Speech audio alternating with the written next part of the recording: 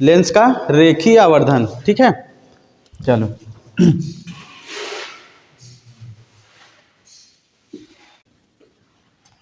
रेखीय आवर्धन जैसे सेम दर्पण का था वैसे ही इसका परिभाषा क्या है? प्रतिबिंब की लंबाई और वस्तु की लंबाई के अनुपात को रेखीय आवर्धन, इन दोनों का क्या रहता है? अनुपात रहता है। ठीक है, लंबाई का अनुपात रहता है। ठीक है, दोनों की लंबाई, जैसे प्रतिबिंब की लंबाई, पेन कापी सब लोग निकाल के छापते रहो। प्रतिबिंब की लंबाई, ये समझ लेना, तुमको घर पे नहीं पढ़ना है। इसको देखते हैं, प्रतिबिंब की लंबाई बट्टे, मतलब अनुपात यही है ना, प्रतिबिंब की लंबाई वस्तु की लंबाई, इसके अनुपात को रेखीय आवर्धन कहते हैं।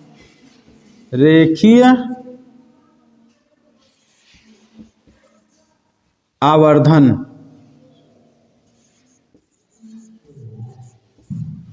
रेखीय आवर्धन कहते हैं। ठीक है, रेखीय आवर्धन को किससे प्रदर्शित करते हैं?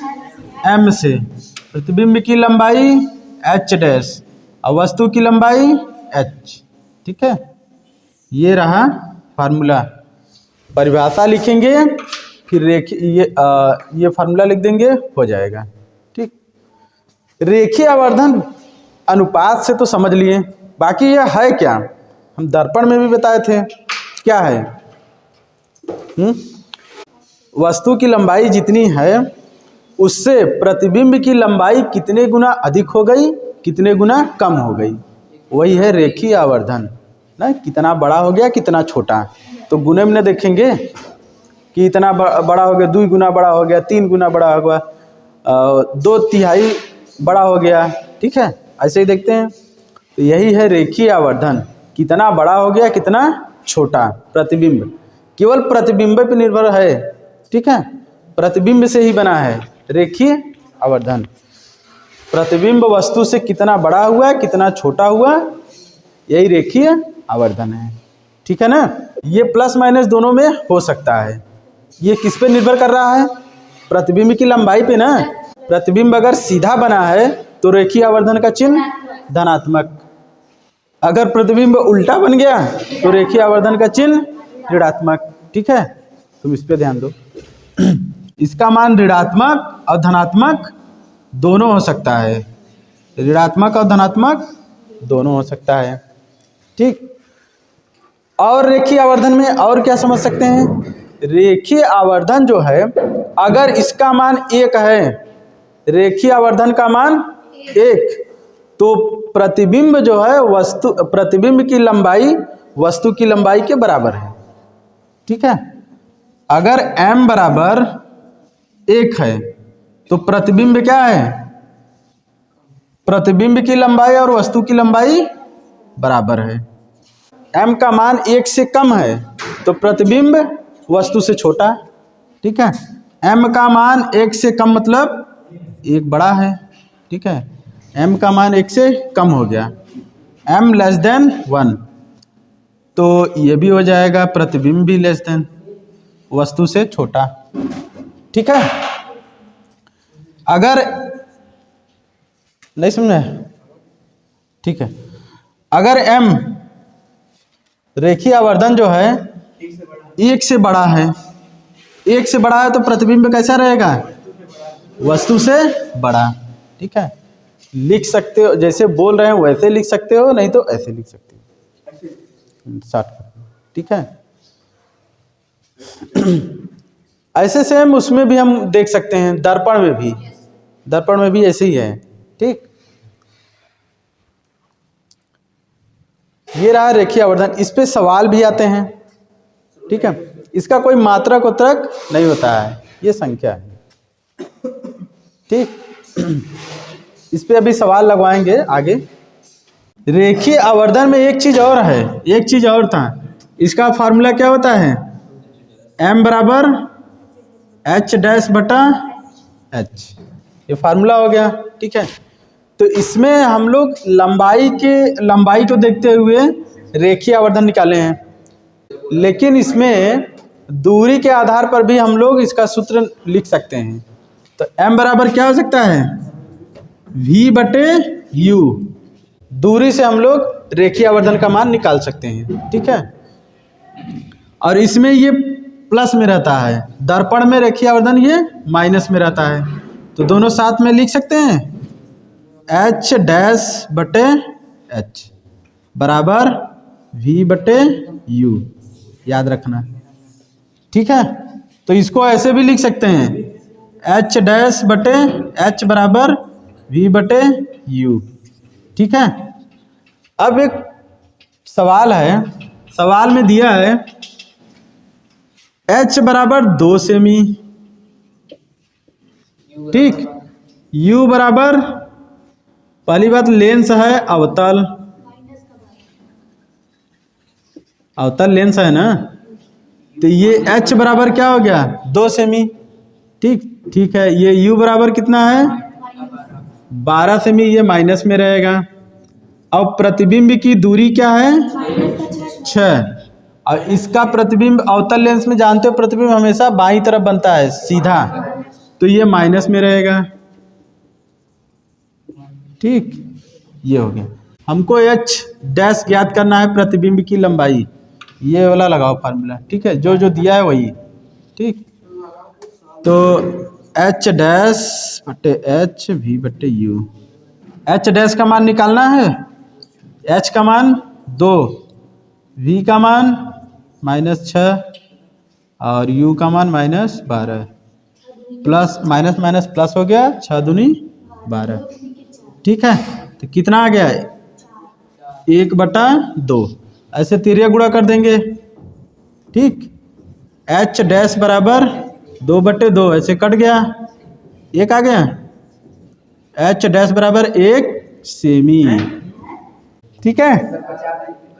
ये प्लस में आया है, h' क्या है प्लस में आया है, +1, तो वह प्रतिबिंब कैसा है, सीधा है, सीधा आभासी। अब पढ़ते हैं लेंस की क्षमता, लेंस की क्षमता, लेंस की क्षमता, लेंस की क्षमता हम लोग कैसे समझेंगे, कैसे ज्ञात कर सकते हैं। लेंस जो है, जो भी लेंस रहे, उत्तल रहे चाहे अवतल लेंस, लेंस द्वारा प्रकाश किरणों को फैलाने और सिकोड़ने की क्षमता जो होती है वही क्या है, लेंस की क्षमता। फैलाने और सिकोड़ने की क्षमता जो होती है वही क्या है, लेंस की क्षमता, ठीक है। कोई लेंस ऐसा होता है बहुत ज़्यादा ऐसे किरणों को मोड़ देता है, और कोई होता है बहुत दूर तक मोड़ता है, ठीक है। अब एक चीज़ बताओ तुम लोग, अगर मान लेते हैं ये लेंस है, ठीक है, उत्तल लेंस, अगर ये प्रकाश किरणों को यहाँ पे केंद्रित कर दिया, ठीक है, यहाँ पे, ठीक, और एक ठो और लेंस है, ये प्रकाश किरणों को यहाँ पे केंद्रित कर रहा है। किसकी क्षमता अधिक है, ऊपर वाले की क्षमता। जो अधिक किरणों को मोड़ेगा उसकी क्षमता क्या रहेगी, अधिक रहेगी, ठीक है।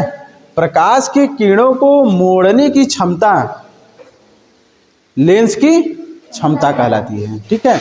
मतलब अभिसरित करने की क्षमता या अपसरित करने की क्षमता लेंस की क्षमता कहलाती है। अभिसरित मतलब देखो एक जगह एकत्रित कर देता है, और अपसरित मतलब किरणों को क्या करता है, फैला देता है, जैसे इसे आया और ऐसे फैला दिया, ठीक है, अपसरित हो गया।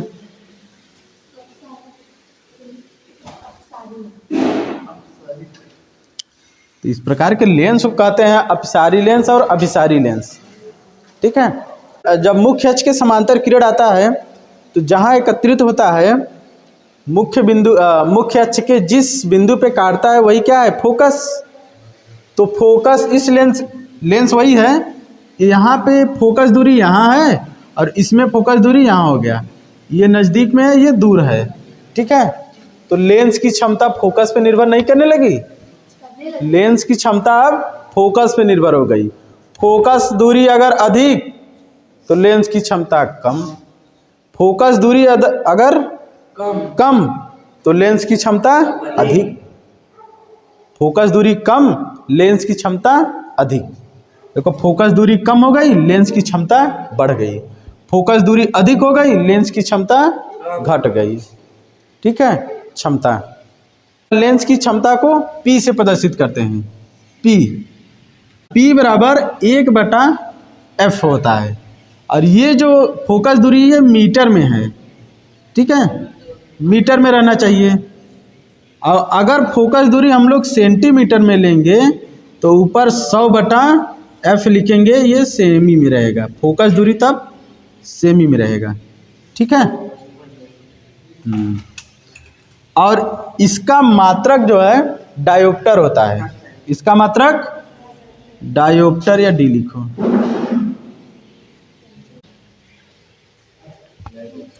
लेंस की क्षमता को डायोप्टर में मापा जाता है। ठीक है, लेंस की क्षमता ये बहुविकल्पी मान सकता है, ध्यान रखना। लेंस की क्षमता का मात्रक क्या है, तो डायोप्टर याद करे रहना है, उसमें बहुत कुछ दिया रहेगा। ठीक है, और याद करे रहना है कि ये रेखीय आवर्धन का मात्रक क्या होता है, तो कुछ नहीं होता है रेखीय आवर्धन का मात्रक। ठीक है, रेखीय आवर्धन का मात्रक नहीं है, वो गुना, वो बस बताता है कितने गुना अधिक कितने गुना कम है। ठीक है, ये है। अब हम लोग इससे भी समझे। देखो P बराबर 1/f है। ठीक है, अगर लेंस में जो फोकस दूरी है उसका मान 1 रख दें, इसका भाग देंगे 1 आ जाएगा। अगर फिर लगाएं सूत्र और फोकस दूरी को 2 मीटर ले लें, 2 तब कितना आएगा 0.5। ठीक है, फिर फोकस दूरी क्या ले लें, 3 ले लें, फोकस दूरी क्या ले लें 3, तब क्या आ जाएगा 0.33 आने लगेगा। ठीक है, अब बताओ, देखो मतलब लेंस की क्षमता कम होता जा रहा है और फोकस दूरी देखो बढ़ता जा रहा है। 1 2 3, फोकस दूरी बढ़ नहीं रहा है, फोकस दूरी बढ़ रहा है। पहले 1 मीटर था, 2 मीटर हो गया, 3 मीटर हो गया। ठीक है, और क्षमता पहले 1 था, 1 डायोप्टर, फिर घट गया। जब और फोकस दूरी बढ़ गया तो और वो घट गया क्षमता। ठीक है, क्षमता घटता जा रहा है। तो ये मैथ से देखो कितना बढ़िया समझ सकते हैं। लेंस की क्षमता अगर बढ़ेगी तो फोकस दूरी घटेगा। ठीक है, लेंस की क्षमता अगर घटती जाएगी तो फोकस दूरी बढ़ता जाएगा। उल्टा भी कह सकते हैं, फोकस दूरी बढ़ेगा तो लेंस की क्षमता घटेगी, फोकस दूरी अगर कम रहेगा तो लेंस की क्षमता अधिक रहेगी।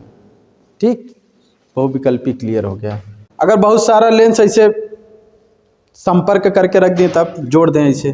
ठीक है, उसके पीछे एक के पीछे, सबके पीछे एक लेंस लगाते चले जाएं। ठीक है, तो बहुत सारा अगर लेंस लगा देंगे तब उस पूरे लेंस की इकट्ठा मतलब जोड़कर उसके पूरे लेंस की क्षमता क्या होगी। तो जैसे ऐसे जोड़ रहे हैं वैसे उसमें भी जोड़ देते हैं बीजगणितीय नियम से। ठीक है, हाँ सबको एक साथ जोड़ देते हैं। ठीक, तो लेंस को अगर ऐसे संपर्क, बहुत सारे लेंस संपर्क में रख देते हैं तो सभी लेंसों की क्षमता क्या हो जाएगी, तो P बराबर P1 plus P2 plus P3, जितना जोड़ेंगे सब ऐसे जोड़ देंगे। ठीक है, यही पूरे लेंस की क्षमता हो जाएगी, पूरे लेंस की क्षमता। ठीक है, लेंस को, बहुत सारे लेंस को संपर्क में रखने पर पूरे लेंस की क्षमता यही हो जाएगी, जोड़ देंगे बीजगणितीय नियम से। और यहाँ पर हमको ये भी ध्यान रखना है कि ये जो क्षमता आती है ये भी प्लस माइनस में आता है, ये भी माइनस या प्लस में रहता है। लेंस में माइनस प्लस ध्यान देना बहुत जरूरी है, समझ लेना। लेंस में डायोप्टर जो है, मान लो -1 डायोप्टर आया, -4 डायोप्टर आया, ठीक है, +2 डायोप्टर आया, तो इसके ये किस पे निर्भर करेगा? फोकस दूरी पे, ठीक है। लेंस का जो क्षमता होता है वो भी माइनस प्लस में रहता है, और ये माइनस प्लस निर्भर करता है फोकस दूरी पे। अब फोकस दूरी जिस लेंस का जैसा रहेगा वैसे डायोप्टर भी हो जाएगा, ठीक है।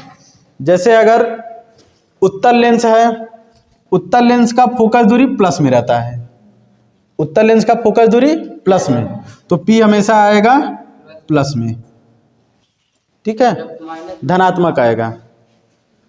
अवतल लेंस जो है, अवतल लेंस का प्रतिबिंब हमेशा बाईं तरफ बनता है और आभासी सीधा बनता है ना, तो ये हमेशा, और इसका फोकस दूरी बाईं तरफ रहता है तो ऋणात्मक होता है। जैसे इसका फोकस दूरी ऋणात्मक है तो जब लेंस की क्षमता निकालेंगे तो वो भी ऋणात्मक ही रहेगा, क्योंकि इसमें फोकस दूरी पे निर्भर कर रहा है। फोकस दूरी जहाँ रखेंगे ऋणात्मक में, तुरंत आ जाएगा डायोप्टर भी, लेंस की क्षमता भी ऋणात्मक में, काम हो जाएगा, ठीक है, समझ गया ना। ये भी ऋणात्मक और धनात्मक आएगा। इस पे अभी हम लोग आगे सवाल देखेंगे कैसा है। तो एक ठो सवाल लगाओ, यदि किसी अवतल लेंस की फोकस दूरी 5 सेंटीमीटर है तो इस लेंस की क्षमता ज्ञात कीजिए, इस लेंस की क्षमता ज्ञात कीजिए, ठीक है। कौन सा लेंस है? अवतल लेंस। किसका नहीं आया? अवतल लेंस है। F बराबर कितना दिया है? -5 सेमी, ठीक है। तो क्षमता निकालेंगे, सेमी में फोकस दूरी है तो 100/F, ठीक। अब फिर इसके बाद 100 में 5 का भाग दे देंगे, कितना आ जाएगा? ये माइनस में रखें तो माइनस में रहेगा, -20 डायोप्टर लिखेंगे यहाँ पे,